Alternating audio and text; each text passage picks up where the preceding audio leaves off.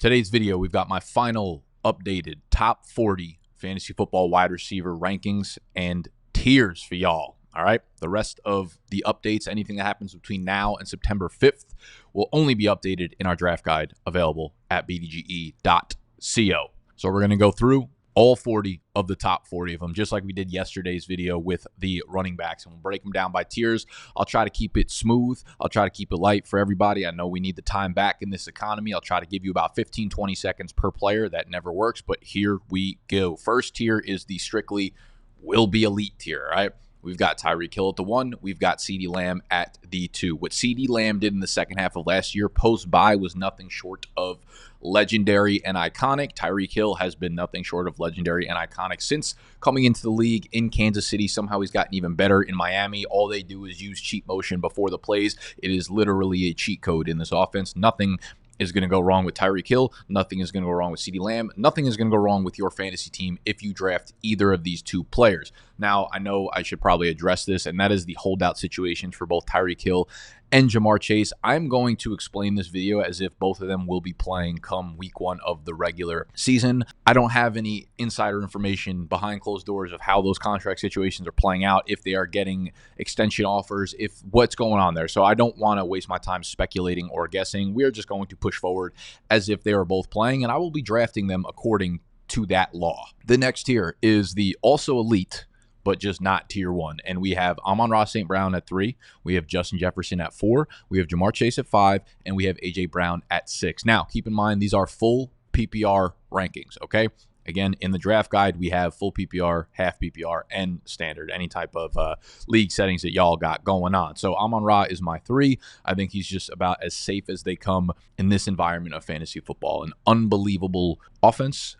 He is obviously the number 1 target for Jared Goff. They just extended him. Great offensive line. He's got time to get open.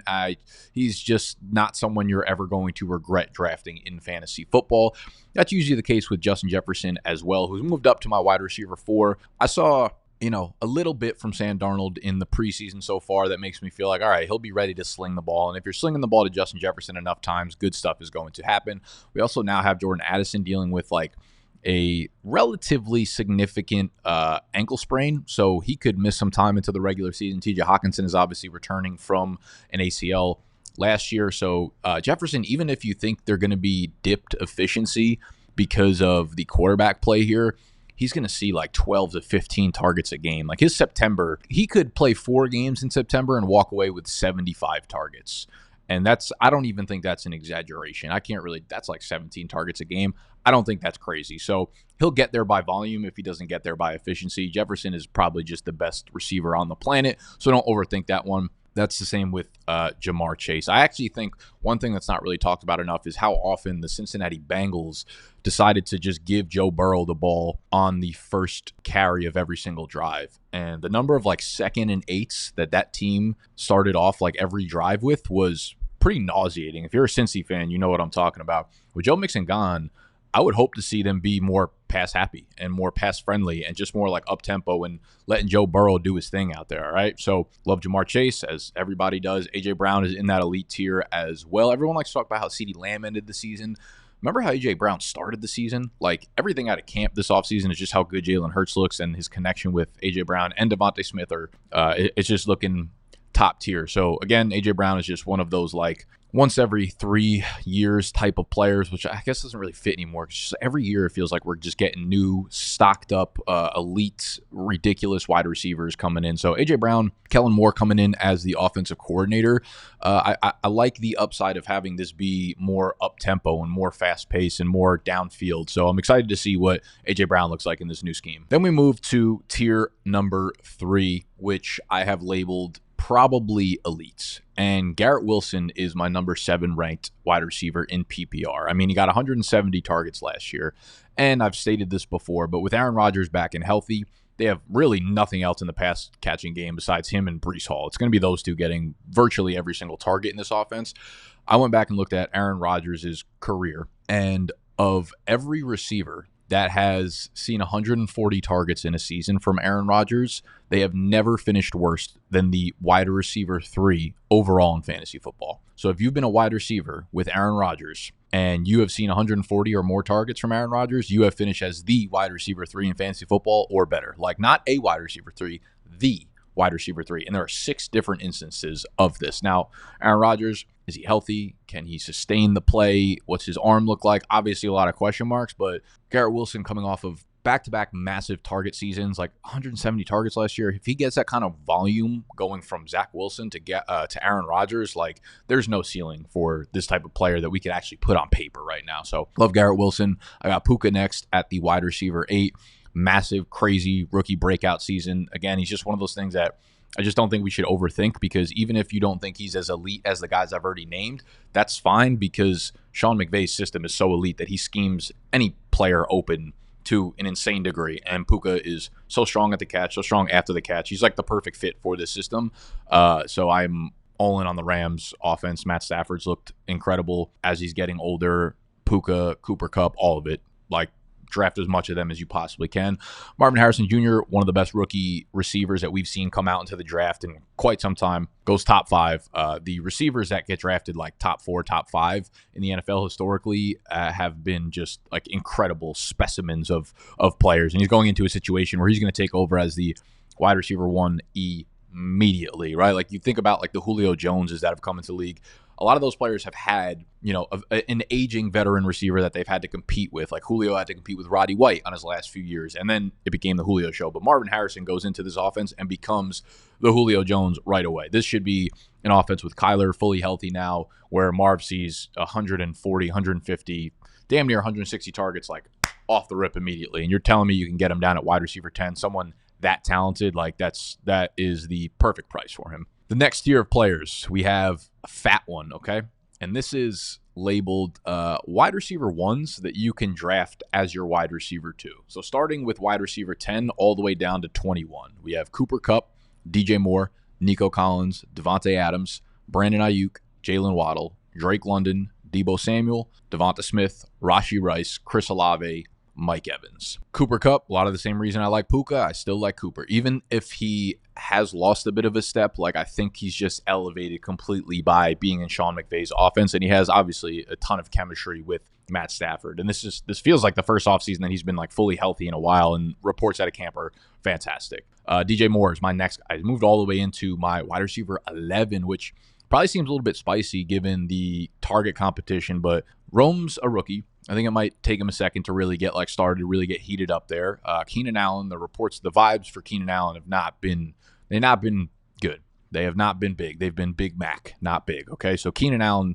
apparently he's buffed up a little bit, and by buffed I mean he's fattened up a little bit, and he hasn't looked very sharp, I will say. So I think DJ Moore is probably one of those guys that we're probably overthinking. He's the best receiver in that group right now, attached to a generational quarterback talent as a rookie. DJ Moore coming off of a breakout year. His first year that he was finally released from the Carolina Panthers stranglehold, goes crazy. Justin Fields and Caleb Williams is a better thrower of the ball than Justin Fields. So DJ Moore, I just one of those guys I think that you won't regret picking him here. And we want to talk about overthinking. Nico Collins is another one where sharing the field with an aging, declining veteran, most likely, like Stephon Diggs and Keenan Allen, I kind of look at in the same light. And then you look at Tank Dell and Rome Odunze, where so far this preseason, I get it. Like, everyone loves Tank Dell. He's a very easy player to love. But in every 12 personnel set where it's 2 wide receivers on the field, it has been strictly Nico and Keenan Allen. Tank Dell has only come in on 11 personnel where they have a third wide receiver. So he's playing like 65% of the snaps with CJ Stroud. So if it's Nico playing 90% of the snaps, he's the easy one for me in this offense, and he's got it all going on. The separation skills, the size, the speed, the playmaking ability downfield, also attached to CJ Stroud. So give me all of that. And you'll see a theme. Like, all of these guys tend to be attached to good quarterbacks and be in good offenses. So, like, the next guy up on this list, Devontae Adams. And normally I'm lower on Devontae Adams, but if we're in a full PPR league, he's going to get a ton of targets and catch a ton of balls. But his touchdown upside is extremely capped. This is going to be a slow offense with Antonio Pierce. They're going to try to run the ball. They're going to try to be a defensive-first offense. Like, yeah, you could say, oh, look what Gardner Minshew did to Michael Pittman last year. It's like, sure, they were the fastest-paced offense in the entire NFL under Shane Steichen. Michael Pittman really only had 1,100 yards and 4 touchdowns. That is the problem with Davante Adams, where it's like he had a down year last year, not because he's any worse as a wide receiver, but because the offensive system just doesn't allow him to reach his ceiling. And Gardner Minshew definitely is not the dude that's going to unlock his ceiling after the age of 30. And what did Las Vegas do this offseason? They didn't do anything that would help Davante Adams. All they did was bring in a pass-catching tight end weapon in the first round in Brock Bowers. So I'm pretty hands-off on Davante outside of full PPR leagues, which this is. Brandon Ayuk is another guy whose target and reception totals were actually like strikingly low last year. He is one of the better separators in the entire NFL, like damn near on that Davante Adams trajectory. He is attached to a good offense, though. He is attached to the San Francisco offense, the top 5 scoring offense. Brock Purdy is accurate where he needs to be accurate for Brandon Ayuk. We don't have the extension in yet, but that seems like it's going the right way for San Francisco and Brandon Ayuk, so I do expect him to be back there in a 49er uniform, coming off of his first real like breakout year. I will say maybe in PPR I could rank him a little bit lower, just because his volume, if you look, he had 105 targets last year. So you look at that and then you say Davante had like 170. So it's like that could be the easy tiebreaker for you, where Brandon Ayuk's on a good enough offense where he could score 8 to 10 touchdowns. And Davante obviously could too, but when you're starting to weigh like how many passing touchdowns overall is Las Vegas going to have? Like Gardner's going to throw, 17 maybe this year, whereas Purdy will probably be closer to the 25-30 range, and that in itself just elevates the floor of all those skill players. Going down, we got Jalen Waddle. Just love the offense. I still think it's completely condensed to him and Tyreek Hill. He was injured last year, but he has started off his career with 3 straight 1,000-yard seasons. That very rarely happens for receivers. 2 years ago, he was one of the most efficient in the entire NFL. Again, going back to that cheat motion, I think he's just a perfect fit for this offense. I am completely back in on Jalen Waddle. Drake London is my next receiver in this tier. The obvious upgrades at quarterback with Kirk Cousins and Raheem Morris coming in, and the offensive system is coming over from like the LA McVay tree. So we should see a huge uptick. I still think this offense is going to be more heavily reliant on the ground game and Bijan Robinson than the 36-year-old Kirk Cousins coming off an Achilles tear. But realistically, they got fucking nothing going on at receiver in Atlanta. So Drake should see a huge uptick in targets. I still think we look way better on paper than we will on the field, at least for the first half of the year. I think we have so many moving parts and everything is new in Atlanta that I think it's going to take some time to get up and going and really like hit our stride there. So I'm lower on Drake London than most of the industry is, but wide receiver 16 in full PPR, I think that's fine. I think when you get into like the third round, I'll be looking to grab him there. Debo, he's just someone that produces consistently every single year in and year out. But again, because we're in full PPR, he's a guy that won't really catch more than like 60 or 70 passes, when a lot of the guys on this list will, get upwards of 80 to 90, even plus of 100 catches. So he falls down a little bit, but I'm happy to have him as my wide receiver too. Devontae Smith, same thing there. He's as good as it gets as a wide receiver too in an offense. Again, reports for Jalen Hurts, Devontae Smith have been raving this entire summer. Devontae Smith is a guy that I feel like people are just kind of getting bored of, but like if you can get him in the 4th, 5th round as your wide receiver too, I feel phenomenal about that. Rashee Rice is next up, and I think you could probably argue Rashee Rice could move all the way up ahead of Devontae, ahead of Debo Samuel. I've talked a lot about Rashee Rice the last couple of videos, but second half of last year, he outproduced Kelsey in almost every metric and every volume stat and every efficiency stat. He was Patrick Mahomes' number 1 target, and I think you add Hollywood Brown and you add Xavier Worthy to the outside, all that does is stretch the entire field and leaves open all those targets for Rashee Rice and Travis Kelsey. In their last preseason game, Patrick Mahomes dropped back 14 times. He threw 14 passes, and Rashee Rice saw 38% of those targets, okay? I kind of expect a damn near similar target share. That's actually crazy. Maybe closer to like 28. But if you're getting 28% of the targets in the Kansas City offense with Patrick Mahomes, sign me up every single day of thy week. And it doesn't look like Rashee Rice is getting suspended, if that was your next question. Chris Olave down at 20. Maybe I'm too low on him here. I don't know what's changed in New Orleans. Obviously, they bring in the new offensive coordinator, so maybe there's easier routes and easier dump offs and easier targets for him. But I don't like the vibes out in New Orleans. So again, I look at my rankings here, right? You have Chris Olave and the Saints, who I don't think they're going to be a good team. They're not an inspiring offense. So again, when I'm in a tier and I'm looking at tiebreakers, look at the receivers above him. And sure, you might think that Olave is more talented, but look at the teams that these receivers are on, right? You got Chris Olave in New Orleans, but then you got right above him, Rashee Rice in Kansas City, Devonta Smith in Philly, Debo Samuel in San Francisco, Jalen Waddle in Miami, Ayuk in San Francisco, Drake London, who obviously they're in Atlanta, fine offense, but should be much improved this year. So a lot of the times I'm looking at tiebreakers where you just want to draft good players on good teams, okay? And that's really where this Chris Olave ranking comes from, because I know people have Chris Olave all the way up at like wide receiver 10 or 12. I just don't know what's really different in New Orleans that would make us feel like this is finally the year that he's going to hit his ceiling, as opposed to just like a good, 1,100 yard, 1,200 yard, 6 touchdown season once again. So we keep moving down. Mike Evans is the last player in this tier. You could argue him all the way up. Again, like the tier is just so fucking close here that you're looking at tiebreakers. You're looking at like what's the difference between this player here and this player all the way down here. Mike Evans coming off of another monster year. I think most people are kind of pointing towards this offense just regressing with Dave Canales out of there, moving on to Carolina. He's the guy who's really like helped a lot of quarterbacks revive their career, Baker being the most recent one. So with Mike Evans, another one where I really don't want to overthink it. He's just been so consistent, and it's very clear that like the chemistry that Evans and Baker have is super, super real. But if things break a little bit unlucky, he's going to have a relatively down year, which is 1,000 yards for him. But he's bottom of the tier for me. Team, offense, regression, all those things kind of factor in. Okay, so that is tier 4. We are 21 wide receivers through this thing. If at any point you just want the rankings straight up, which I don't blame you, I just be yapping out here, head over to BDGE.co to grab the draft guide at full price. But the easiest and the least expensive way to get it is by going through Underdog Fantasy. Okay, if you go to underdogfantasy.com or download the app and you use our code BDGE when you deposit just $10. $10 with our code will get you the draft guide emailed to you for free. It will get you a deposit bonus up to $1,000 on the Underdog platform, depending on how much you deposit. And it will get you a Lamar Jackson half a passing yard free square for week 1. So you're getting on there as a winner. It is the best deal in fantasy football right now. So all the rankings updated will be in the draft guide.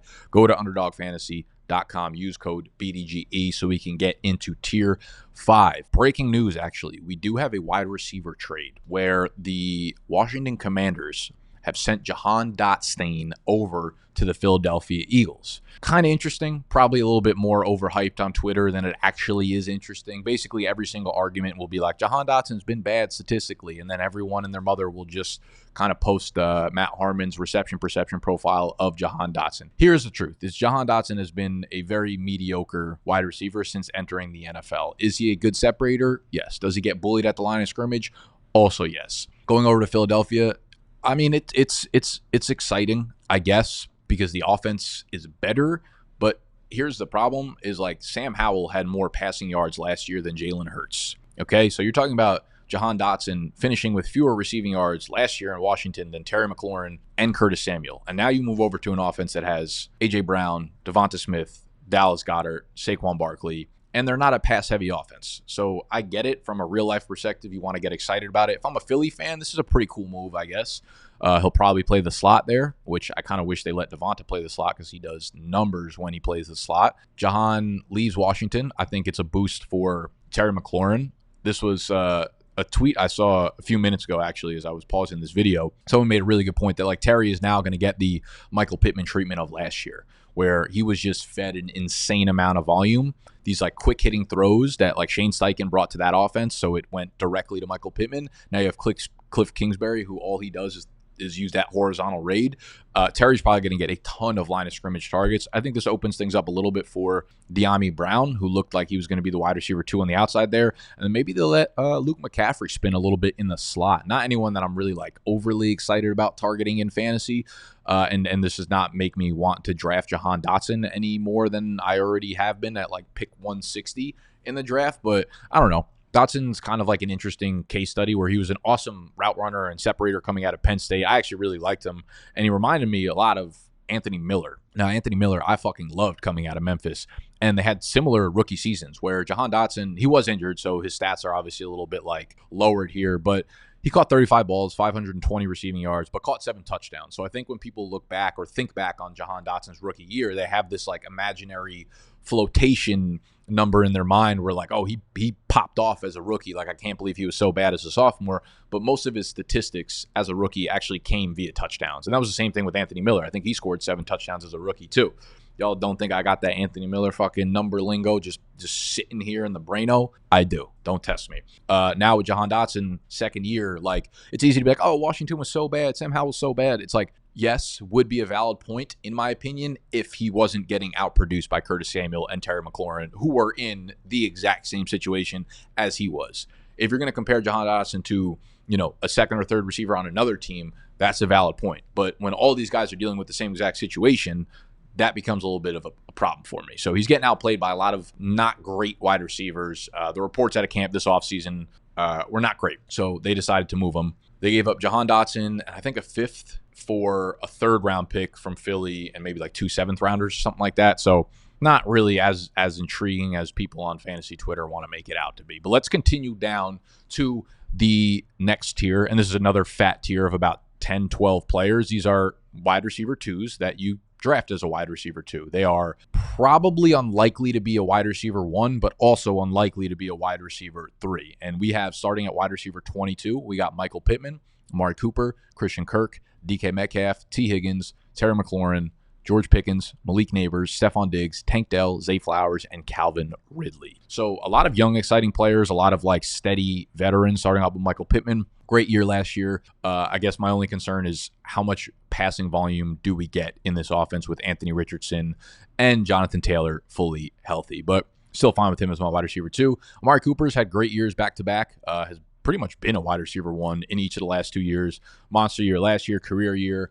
I just am fucking very nervous about Deshaun Watson. I just don't think he's ever going to refine his form, and this is just one of those where if I'm breaking a tie, I just don't know that I'd rather attach a player to Deshaun Watson.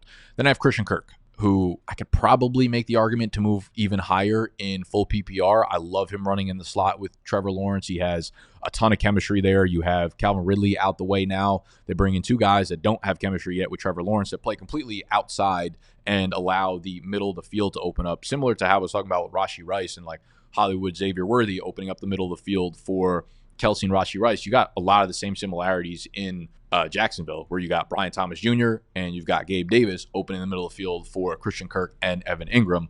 Prior to last year, before getting hurt, Christian Kirk was on his pace for a career season. And with Calvin Ridley out, that opens up a ton of red zone targets. So absolutely love Kirk. I like DK Metcalf in Seattle there. I worry about the offensive line protecting Geno. I worry about the quarterback situation. I do like the changes that they've made with Mike McDonald coming in as the head coach and Ryan Grubb coming in as the OC. So it should be interesting. I still think there might be some glaring holes that don't allow this offense to get back to 2022 form. I got T. Higgins as the wide receiver 26 out here in Cincinnati. Would be happy to draft him all the way up to wide receiver 22. A lot of these guys I would be fine. Again, that's the reason they're in the tier together, where it's there's not a huge difference between Michael Pittman and, T. Higgins down here. I could have split this tier up even, maybe after 28 or 29. But I got T. Higgins, again, with Tyler Boyd gone, Joe Mixon gone. I think that's more opportunity for a guy like T. Higgins. He was injured a bunch last year, but now at full health with Joe Burrow slinging it again. Fine with T. Higgins as my two. I got Terry McLaurin at 27, who I've been higher on than most people in the industry. If Jaden Daniels is even above average, Terry McLaurin's going to go to the fucking moon, because he has posted 1,000 receiving yards in 4 straight years, despite ranking outside the top 70 in catchable target rate. Now you talk about Jahan Dotson being gone. Now you talk about Jaden Daniels coming in. I think there's a lot to like for Terry McLaurin specifically. I'm not really talking about Washington as a whole, but Terry is the alpha there. I like him this year a lot. George Pickens, I also like. He's pretty much the only passing target on the outside in Pittsburgh. Russ tends to latch on to his wide receiver one. So George Pickens is a 23-year-old coming off of 2 really impressive rookie and sophomore years. I think we might be overthinking it with Pickens a little bit. Number 29, we get to Malik Neighbors. And again, right, when we get to this tier, it's we know these guys are talented, but this is a tier full of receivers that are on questionable offenses, right? The other tiers above these players are all they're attached to good quarterbacks in high-scoring offenses that we know are going to produce regardless. And now we're getting into the tier where it's Cooper with Deshaun Watson. We have DK Metcalf with Geno Smith. We have Terry with Jaden Daniels. We got George Pickens with Russell Fields. Now we have Malik Neighbors at 29 with Daniel Jones, and that is the biggest concern there. Malik Neighbors might be a top 10 talent on this entire list. There's no debating that. He's looked fucking phenomenal this summer. He was phenomenal at LSU. I think if you didn't see that prior to the draft, and honestly, you're a fucking idiot, because Malik is incredible, and Giants fans are going to love him for years to come. But they hate Daniel Jones, and for good reason. Daniel Jones cannot deliver the ball to Malik Neighbors and make this offense go. So I'm also just not trying to attach myself to guys that are relying on Daniel Jones. So Malik Neighbors is like ADP is just too high right now. He's like 25 overall on Underdog. That is the first pick of the third round. Can't get behind it. But like top 30 wide receiver, yeah, I'm fine with it. He should get a ton of targets and make a ton of plays, but there's also going to be a very high percentage of those targets that are uncatchable. So you're just going to have to live with the good and the bad. Next two rankings, we got Diggs and Tank Dell back to back. This was kind of tough. I might put Tank Dell above Diggs, but again, we follow the preseason numbers, and so far, Stephon Diggs has been the wide receiver 2 here, playing all the snaps in 12 personnel and 13 personnel.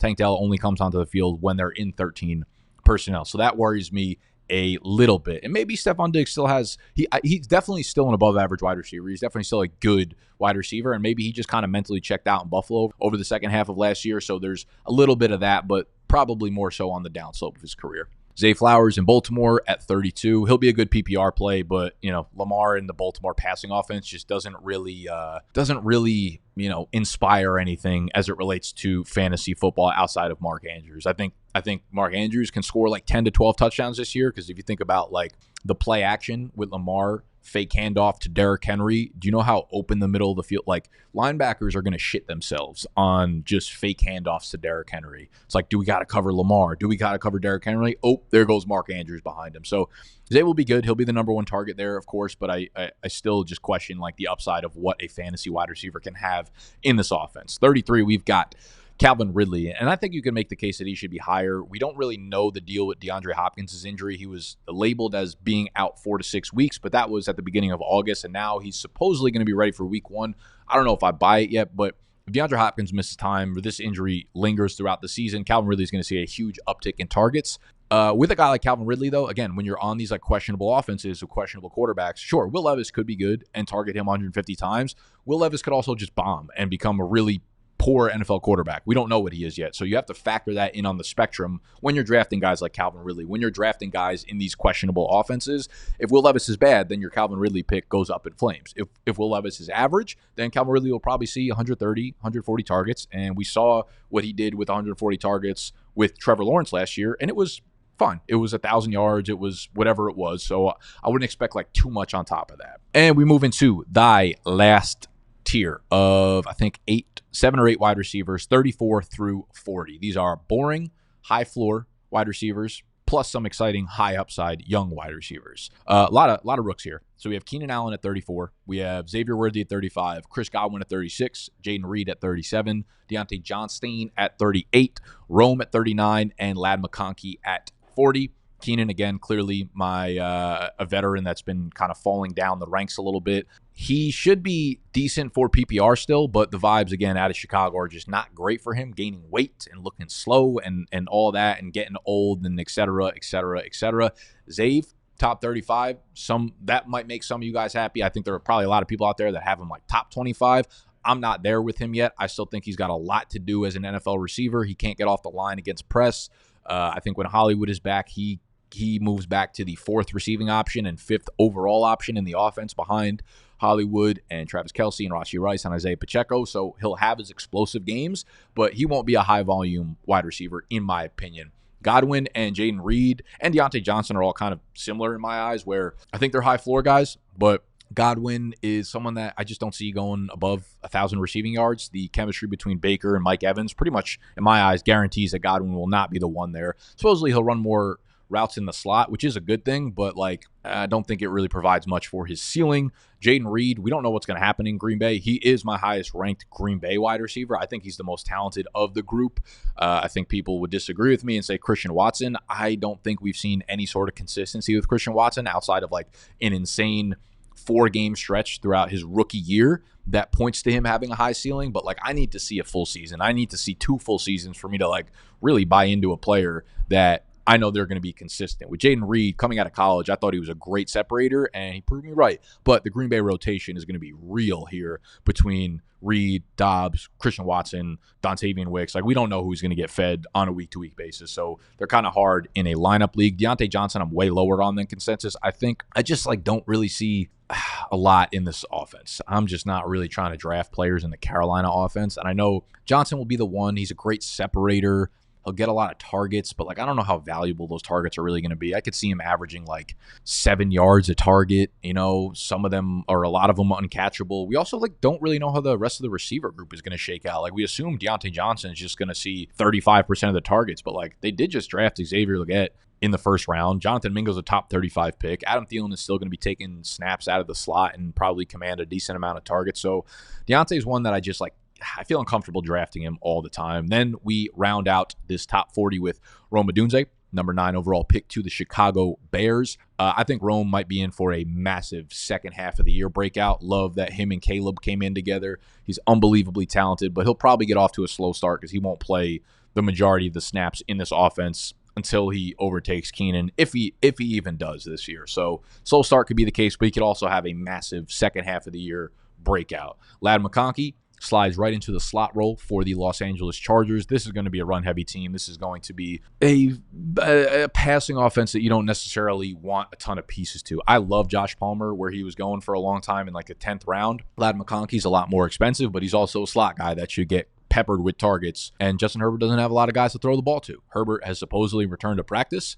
from the foot injury and has looked relatively good, so I guess we're not too concerned about his health going into the year, but we're concerned about the overall passing volume in the offense. We're concerned about the overall success of the offense. It doesn't seem like they're going to have a ground game. Everyone's like, oh, they're going to be a great ground game because Harbaugh and Roman. They're sure going to try to. I don't know if it's going to be successful. I don't know how successful this passing offense is going to be either. So, like, I like Ladd. I think he'll have a lot of, like, 5 for 60 games, a lot of 7 for 60 games, which is really good in PPR. But, like, touchdowns, volume, all that kind of stuff, I do have concerns about. All right? He is my wide receiver 40. So, you're talking about wide receiver 4 territory. If you got Ladd as your wide receiver 4 in PPR, you're probably sitting relatively, okay? So, that is going to be the top 40 wide receiver rankings. The last update I make of them that is available out to the public. But as I've already mentioned, you can go cop the draft guide, which will keep you updated with the rankings fully through kickoff, bdge.co. But the least expensive way to get it is through Underdog Fantasy, the app. Download, deposit $10 or more using our code BDGE, and they'll get you the draft guide. They'll get you a Lamar half a yard passing for week 1, and they'll get you a deposit match on that deposit. All right? I love you. I'm out of here. Smoochies.